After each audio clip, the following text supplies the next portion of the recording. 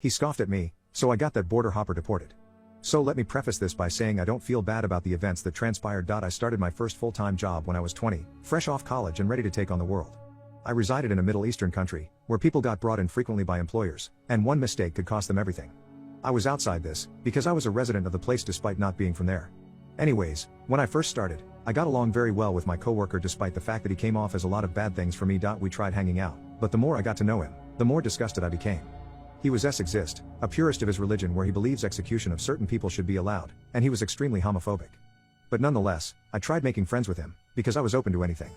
And I kind of believed his religion. In our office, we have a portable Wi-Fi that he took with him every day, and I never commented on this because I have my own. I can afford it and so can he.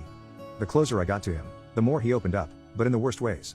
He would send me lewd images while we're in the office of women, talk about substance use, and sometimes disappear from work for hours on end while I'm in the office. Like I said, I was 20, I was still young and naive, and I tried my best to seem calm and friendly. I wanted to make an impression. This man, however, was the opposite. He was several years older than me, and acted like he was above me through every step. But I ignored it, because I wanted to be civil. Sometimes I would help him with his work until eventually his work became mine. He would just expect me to do it, without even lending a hand. I didn't say anything, I just did it. His missing from the office became more frequent. Sometimes he would only be at work for a measly 2 hours out of 9 hours, popping in and out, and the office manager is too chicken poop to say anything to the general manager.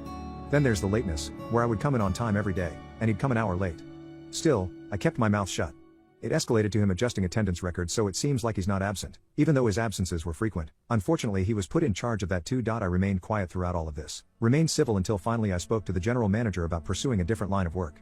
I was always into graphic design, and they needed to get some work done, so I offered to do it. But during this time, I couldn't afford much things anymore because I had to help pay for bills for my parents, so I usually just walked to work back and forth every day and limited my eating to once a day, meaning the Wi-Fi was no longer something I could afford. So, as an agreement, I could take the office Wi-Fi with me and work on designs from home.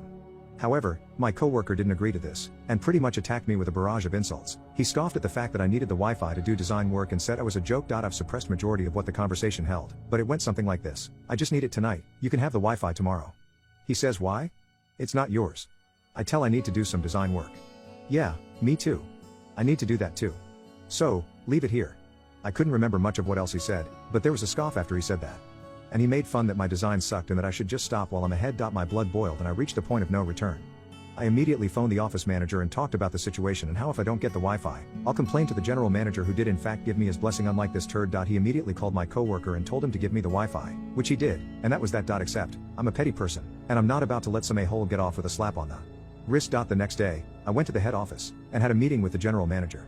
I spoke to him about all the misconducts this guy had, how he's always late, never in the office, changes his absences, steals money sometimes, etc. I spilled my heart out on all his wrongdoings, showing the messages and photos I was sent during shift that I never asked for, and how I'm doing all of his work. It escalated to a point where he got brought into the main office for a meeting, where I proceeded to berate him in front of the manager, and he could only try to defend himself, but I was prepared.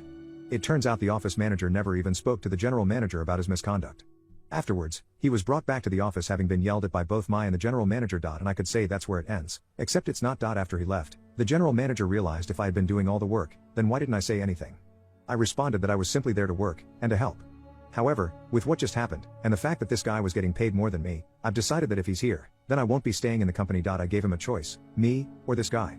The answer was obvious, because by the next day he was handed a termination letter, and another letter that states he's been booked a ticket and he has to head back to his home country within a month, and he's barred from entering the country for several years due to his public misconduct that was reported by a certain someone to the local authorities. I could say that's the end, but okay, this is the last one, I swear. See, he had a girlfriend back home, a fiancée more like, whom he has been cheating on.